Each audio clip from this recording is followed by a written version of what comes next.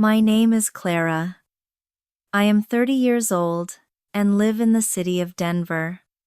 Every December, I imagine the season will be filled with the same familiar warmth. Family sitting around a long table, laughter tumbling through the air, the Christmas tree glittering with soft lights. But this year, all I received was a short, clipped message from my mother. Just your sister and her family. We're keeping it small. 8 little words. That was all it took to make me feel the old sting of being pushed outside. As if once again, I had no true place in the family I was born into. The humiliation of years past came rushing back instantly. Those mornings when I woke up to no gifts under the tree, the dinners where I was squeezed to the kids' table even after I had grown older, the countless moments when every accomplishment of mine was dimmed by the shining presence of only one person. Julia. The flawless sister. I didn't argue. I didn't plead. I simply typed one word back in joy. But as my thumb hovered over the screen, another thought sparked in me. This time, I wouldn't sit alone in my cold apartment. I had something no one in my family knew about. A mountain estate in Aspen, worth $5 million. I had built it in secret, stone by stone, as proof that I could create a place where I belonged. This year I would not eat alone. I would not be silenced. I would open the doors to those who, like me, had once been left out. Have you ever been pushed aside by your family? Have you felt as if no matter how much you tried, you were never enough? If so, I want you to listen closely to what I am about to share. Because tonight, you will know you are not alone. I remember it clearly from when I was young. My life was always measured against the brightness of Julia's shadow. In our parents' eyes, she was the golden child. Beautiful, graceful, adored by everyone. I was introduced to relatives with the same tired phrase, "This is Clara, Julia's sister." Those words were repeated so often, they became my whole identity. Holidays were supposed to be magical. Children waiting eagerly for presents. The sound of joy echoing through the house. But for me, Christmas was a time when my heart tightened more than ever. I remember being 14. The living room glowing. Piles of gifts stacked high. Julia unwrapped a golden bracelet. My mother kissed her cheek and whispered, "You deserve this for making us proud." I waited, searching under the tree for a box with my name. But when the last paper was torn away, I realized there was nothing left. My mother glanced at me with unease. "You're older now. You don't really need toys anymore." I nodded, pretending it didn't matter, but inside something cracked. It wasn't only the gifts. The favoritism stretched into every part of life. When Julia was named captain of the cheer team, the family threw a celebration. When I won the science fair, my mother only murmured, "That's nice, but don't stay up too late." My father barely glanced at my project, too busy bragging to the neighbors about Julia. When I rebuilt an old computer in the garage, proud of what I had created, my mother quickly changed the subject to Julia's next club. Every word I spoke hung in the air, forgotten before it reached their ears. So I learned to retreat into silence. While my sister soaked in attention like sunlight, I disappeared into the shadows. I buried myself in wires and circuit boards in the garage, teaching myself how to fix broken radios and repair discarded gadgets. I remember the joy when one old radio finally played music again, only for my mother to brush it off with a distracted smile. "Julia," she said, "needs help getting ready for the party." Julia never had to earn love. For her, praise flowed as naturally as breathing. For me, recognition was a rare crumb tossed my way. Many nights, I lay in bed hearing laughter from the living room.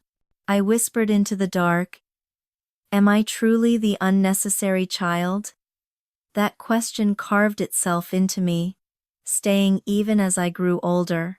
When I was 17, I received a full scholarship to Stanford. I ran into the living room, shaking with joy, clutching the acceptance letter. My father looked at it and asked, "Are you sure?" "That's so far. Julia will stay closer to home, much more convenient." His words froze me. Even at the doorstep of a dream, all they saw was inconvenience. Those scars never healed. They built a weight I carried everywhere. I worked harder, achieved more, but nothing ever changed their gaze. In their eyes, I was always just Julia's sister. When I finally left our small Indiana town and stepped onto the campus at Stanford, suitcase heavy in my hands, I felt both terrified and alive. With a full scholarship, I thought maybe, just maybe, I had proven my worth to the world outside my family. But to my parents, it still meant nothing. On the night they sent me off, my father muttered, "It's too far, Clara. If only you had chosen a school near home, like Julia." His words etched themselves deep inside me. A reminder that no matter how high I reached, to them I was still the child who had chosen wrong. My years at Stanford were grueling. I had no safety net, no financial support from home. Beyond the scholarship, I paid for everything myself: books, food, rent. I took on shifts at a coffee shop, nights cleaning offices, weekends tutoring. I slept on couches in cramped rooms, my backpack serving as a pillow. Dinner was often instant noodles or leftover pizza that a restaurant gave away at closing. Sometimes I ate dry ramen straight from the packet while coding late into the night, tears falling more from exhaustion than hunger. And yet, those lean years taught me resilience. In the middle of scarcity, I found my path: technology and logistics. At 23, I launched my first company, a small platform designed to optimize freight transportation. No one believed in a young woman fresh out of school with no wealthy family connections. Payroll deadlines haunted me. I remember staring at our company account with only a few $100s left, knowing my team was expecting their pay the next morning. Desperation drove me into sleepless nights negotiating with a hospital, begging them to try our software. If they said no, everything would collapse. By grace alone, they agreed. That small contract saved us. Then the pandemic came, and the world tipped into chaos. Hospitals were desperate for supplies. Masks, gloves, ventilators running out everywhere. Our platform became vital. We built a routing system that could redirect shipments in real time. If a truckload of masks in Texas was needed in New York, our software sent it there instantly. If ventilators were stranded in Kansas, we rerouted them with a click. My team and I worked 16-hour days, driven not by survival anymore but by purpose. We became the nervous system of the medical supply chain. Within a year, we served over 50 health systems nationwide. I found myself standing on the stage of Forbes 30 Under 30, my hands trembling as I held the plaque. And even then, a bitter ache lingered. Would my parents ever notice? The answer came quickly. They did not. When a Fortune 500 corporation acquired my company for $120 million, I could hardly believe it myself. I walked out of the office that day into the golden glow of evening light, realizing the years of hunger and exhaustion were finally behind me. I had freedom in my hands. But the deepest wound was still unhealed. Months later, I came home with an elegant gift from New York, ready to share a piece of my success. My family, however, was buzzing with excitement about Julia's new law job in Boston. My mother beamed. Julia's boss really trusts her. I sat quietly, holding the gift, waiting for someone to ask about me. When I finally mentioned the acquisition, my father chuckled. Technology is hard to understand. Let's go back to Julia. In that moment, I felt the same as I had at 14, invisible beneath the Christmas tree. I had survived nights of eating noodles from a plastic cup, built a company worth millions, but inside that house, none of it mattered. Only Julia was worthy of their pride. After the sale, I didn't indulge in luxury. I didn't buy cars or yachts or diamonds. Instead, I chose something I had never had: a home that belonged completely to me. A sanctuary where no one could diminish me. In Aspen, surrounded by snow-capped peaks, I found a 42-acre property listed quietly by a family leaving for Europe. The price was $5 million, but to me, it was more than a number. It was my declaration. I signed the papers, heart pounding, knowing I had finally shaken off the chains of invisibility. I designed the estate myself. A cedarwood lodge with towering glass walls that framed the mountains. A fireplace big enough to stand inside. A chandelier carved from pine. Each bedroom had its own balcony and hearth. A private lake shimmered behind the lodge, freezing into a mirror each winter. The kitchen was lined with black granite, the dining table carved from oak wool rugs handwoven in the valley. I chose every detail carefully, not to flaunt wealth, but to build warmth.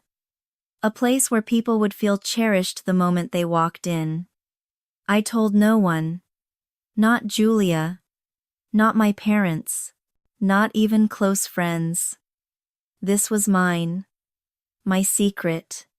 My answer. One day, I promised myself, I would reveal it. Not with anger. Not with words. But with undeniable truth. Clara was no longer the forgotten sister. When winter finally came again, I sat in my Denver apartment staring at the message that had sliced me open. Just Julia's family this year. Keeping it small. My chest tightened.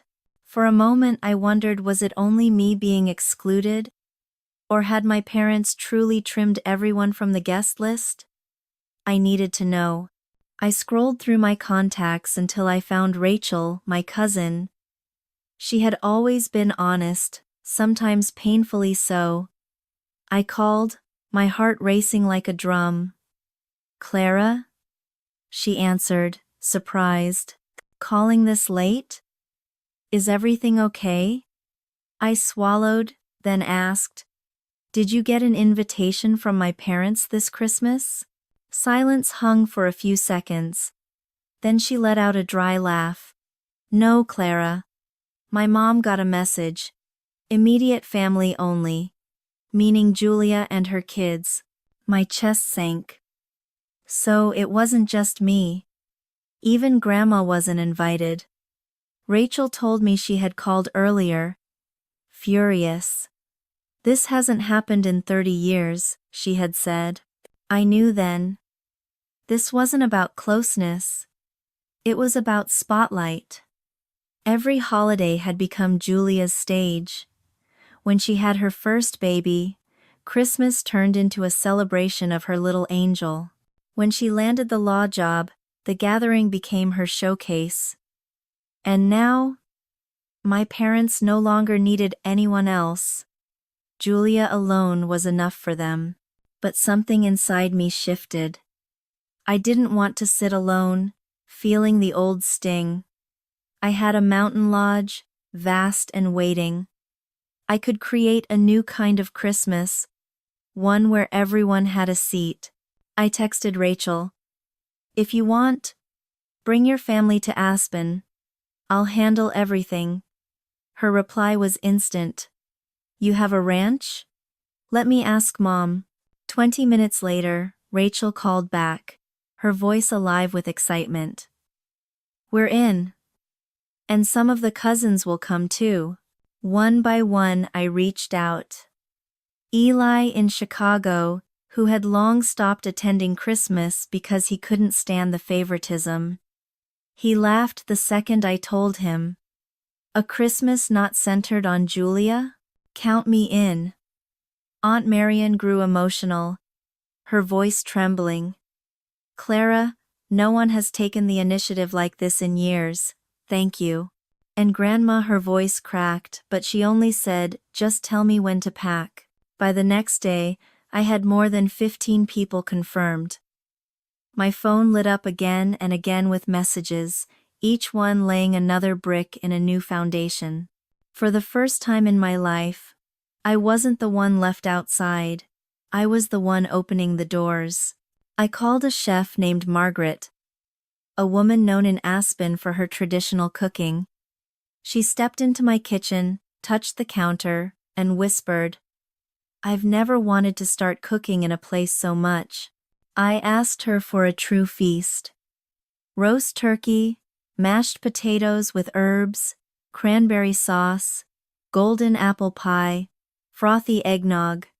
She smiled. "Leave it to me." The lodge transformed as I decorated. A 12-foot tree stood in the great hall, so full we needed ladders to dress it with golden ornaments and red ribbons. A silver star gleamed at the top. I strung lights across the balcony until the entire lodge glowed like a gift box in the snowy forest. Fresh wreaths of pine and berries hung around the doors, filling the air with resin and cinnamon. Each bedroom I prepared personally.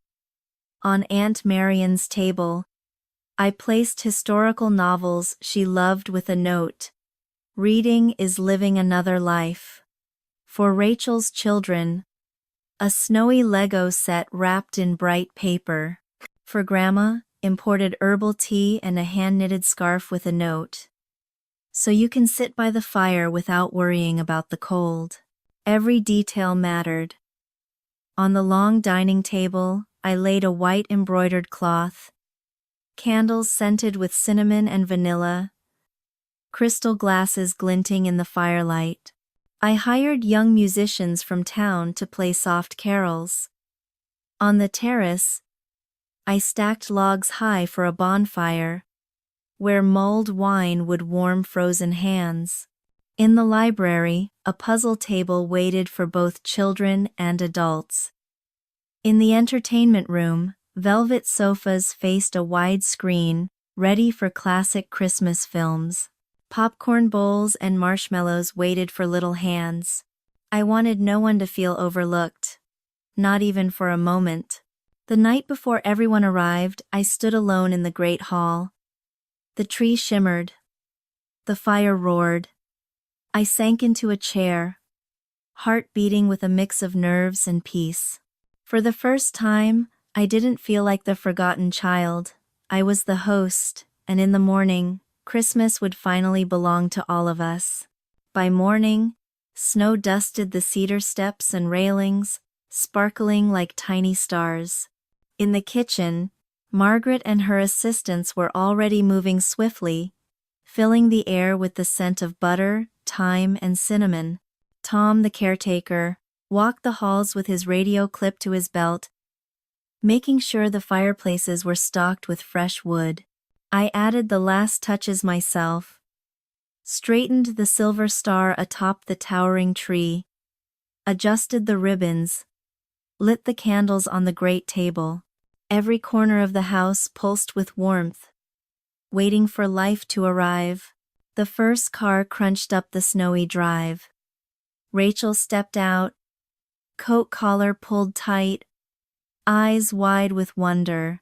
She spun toward me, still half inside the car, blurting, "Clara, you built an entire world and never told me." Her voice cracked, half disbelief, half joy. I pulled her into a hug, snowflakes melting against her hat. Her children darted past us, gasping as they saw the toy train circling beneath the tree. One by one, more cars climbed the slope. Eli arrived with his guitar slung across his back. His girlfriend shy at first but quickly eased by the warmth inside. Uncle Ray hugged me with the kind of strength that speaks louder than words. Aunt Marion stepped through the door, inhaled the cedar's fragrance, and whispered, "It smells like the home I grew up in." When she saw the stack of historical novels placed on her nightstand, tears welled in her eyes.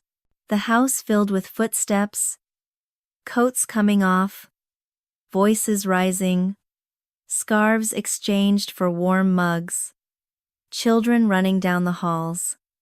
The smell of roasting turkey mingled with laughter. For the first time, it didn't feel like I was chasing my family. They were chasing the warmth that I had created. As evening approached, the musicians quietly tuned their instruments in the corner. Soft notes floated through the hall, gentle as falling snow. The long dining table glowed with candlelight. Place cards arranged carefully, no separate table for children.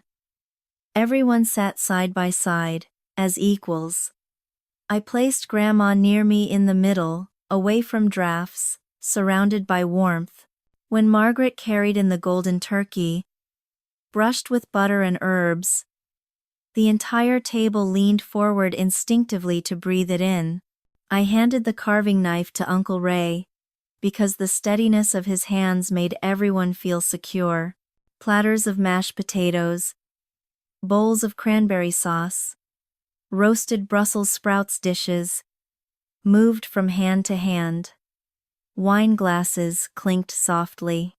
I said only 4 words. "Thank you for coming." That was enough. The table began to live on its own. Conversations weaving in and out. Laughter breaking, then spreading like fire. Rachel's son asked Aunt Marion if Christmas used to feel like this when she was young. She smiled, telling him about the paper tree the family once built from scraps. Eli's girlfriend shared stories of winters so heavy with snow that windows sealed shut.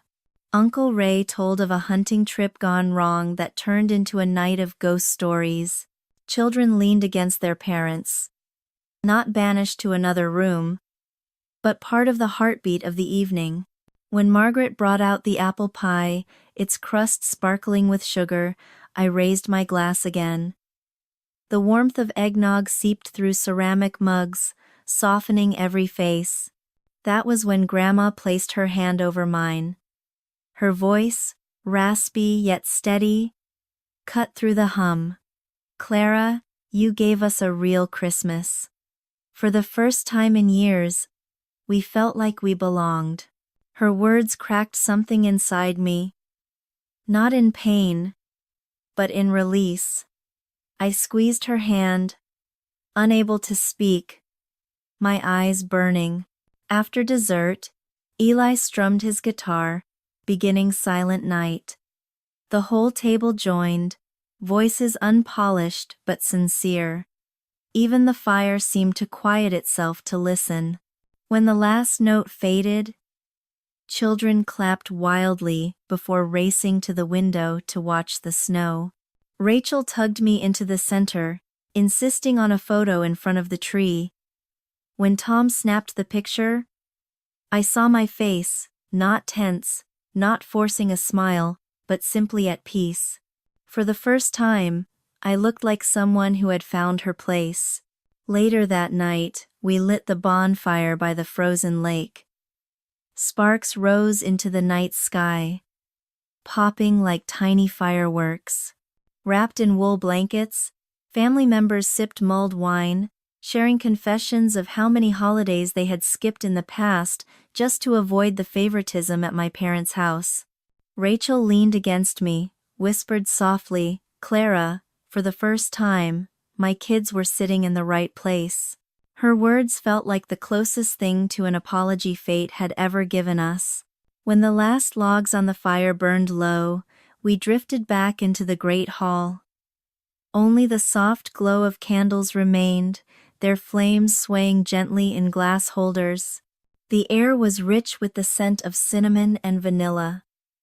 Margaret hummed a hymn as she gathered silver trays, while Tom stacked fresh wood beside the hearth. I lingered, touching the back of each chair, the polished edge of the table, before standing at the tall windows. Beyond the glass, the hillside was draped in silence. But inside, I finally felt whole. The next morning, pale light spilled through the glass walls. I woke to the stillness of the lodge, only to hear my phone vibrating relentlessly on the nightstand. 6 missed calls from my mother, 4 from my father, dozens of messages. Then a notification from Julia. Even the preview line pierced me. "Really cheap move, Clara. Enjoy your little show." I walked downstairs with the phone in hand. Grandma was already by the fireplace, sipping herbal tea. She looked at me with a knowing smile. "Last night was beautiful, Clara. The whole family needed that." Her words gave me strength. The phone buzzed again. This time, my mother. I pressed answer and put it on speaker, letting Grandma hear. Her voice burst through sharp. "Clara, do you know what you've done? The entire town is talking. The pastor even mentioned it in service this morning. Do you realize how we're being perceived?" I steadied my voice. "You told me Christmas would be just Julia and her family. So, I kept it small too. I hosted my own without troubling anyone." Silence followed. Then my mother rushed into excuses. "That's not what I meant. You're always busy, always working. I thought you wouldn't want the hassle. And Julia," I cut her off. "She's always the center, isn't she, Mom?" The air froze. Grandma set her cup down, her eyes burning into the phone. Her voice, low but fierce, sliced through the silence. "Judy, Robert, enough. You've spent a lifetime neglecting this child. Since she was little, tinkering in the garage, you acted like she was invisible. Last night, she did what you should have done long ago. She gave us a true Christmas." My father's voice came, strained. "Mother, you're exaggerating. We were only trying to keep things simple." "Julia, Grandma's tone cut him off. "Simple? You call it simple to see only one child and forget the other? To parade Julia while Clara sat at the edges? Last night, for the first time, we laughed, we sang, and no one mentioned Julia. That was the most alive I've seen this family in years." A heavy sigh dragged across the line. Then my mother's voice, smaller now. "I never meant to hurt anyone. I just wanted—" "No, Judy," Grandma snapped. "This is not about what you meant. It's about what you did. Clara has carried your neglect her entire life. And she deserves better." I sat frozen, my hand gripping the armrest, my heart pounding, but not in fear. For the first time, someone else was speaking the truth I had swallowed all these years. My father muttered, "That's not fair." Grandma fired back instantly. "Unfair is exactly how you've treated her. Unfair is dismissing her achievements while Julia only had to smile. Unfair is leaving her at the fringe of every gathering.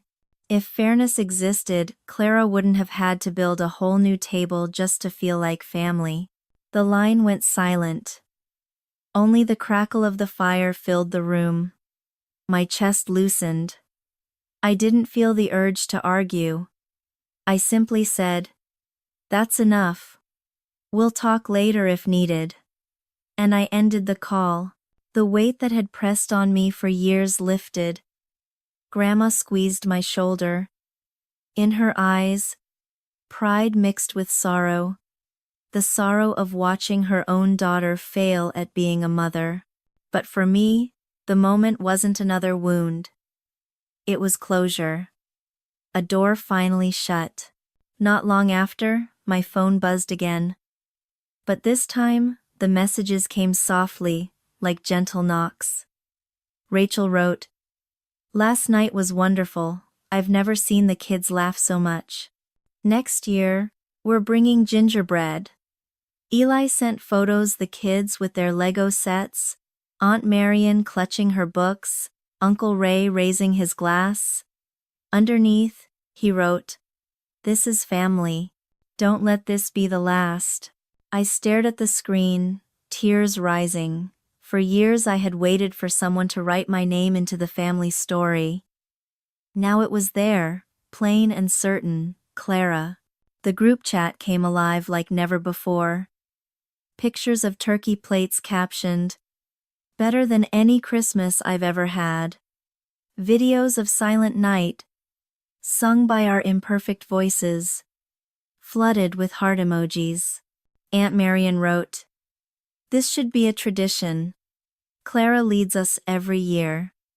Even Grandma typed slowly but surely, "That house carries the warmth of family.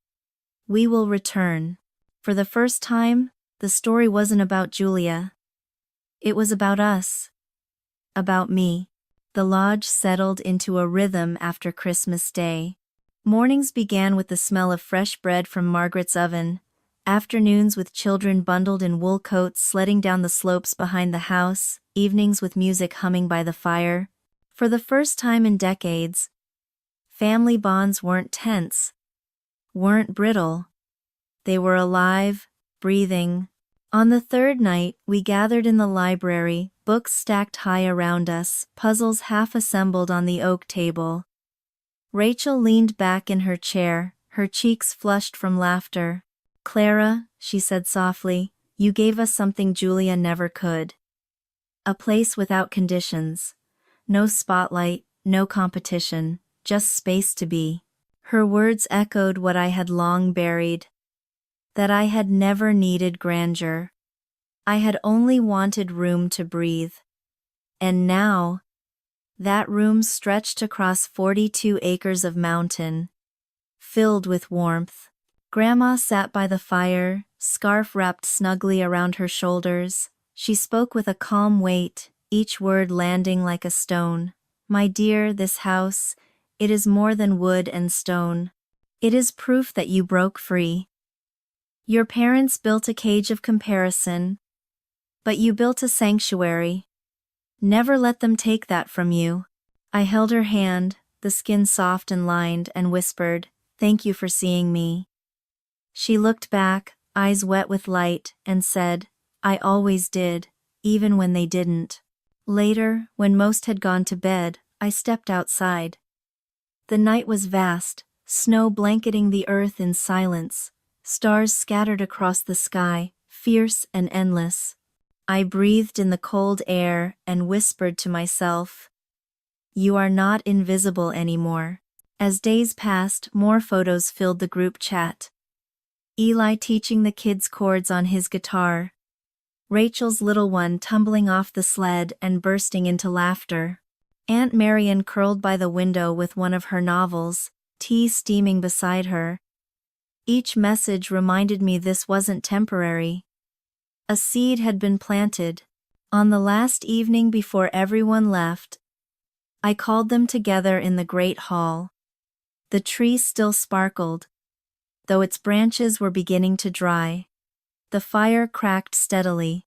I stood by the table, palms pressed against the wood. "I want to say something," I began. For years I felt like I had no place in this family. Like I was just a shadow. But you came here, and you reminded me I was wrong. Family isn't about who shines the brightest. It's about who shows up, who shares the table, who makes space. And this house, our house, will always have space. For a moment, no one spoke. Then Eli raised his glass. "To Clara. To the one who built a table big enough for us all." Voices joined, glasses clinked, and warmth surged through me stronger than any fire. That night, as we packed leftovers into containers and folded blankets, Rachel hugged me tightly. Don't let them make you feel small again. You've outgrown their shadow. Her words sank deep. When the last car pulled away the next morning, silence filled the lodge again. But it wasn't empty, it was peaceful. The kind of silence that holds echoes of laughter, the smell of pie, the warmth of hands held across a table. In the days that followed, my parents called again. I let the phone ring. I read their messages, some angry, some pleading, some dripping with guilt. But I didn't answer. Not yet. Maybe not ever. Because for once I had a family who saw me, who showed up. And that was enough. To anyone listening now, maybe you've been left out too. Maybe you've been told you're less, or invisible, or just someone's sibling, someone's shadow. I want you to hear me. You are not defined by who ignores you. You are defined by the home you create, the warmth you share, the people who choose to sit at your table. If you've been waiting for a sign to build your own space, to gather those who see you, let this be it. You don't need permission to belong. You can create belonging with your own hands. Because sometimes the most powerful thing you can do is what I finally did: set a table where no one is forgotten.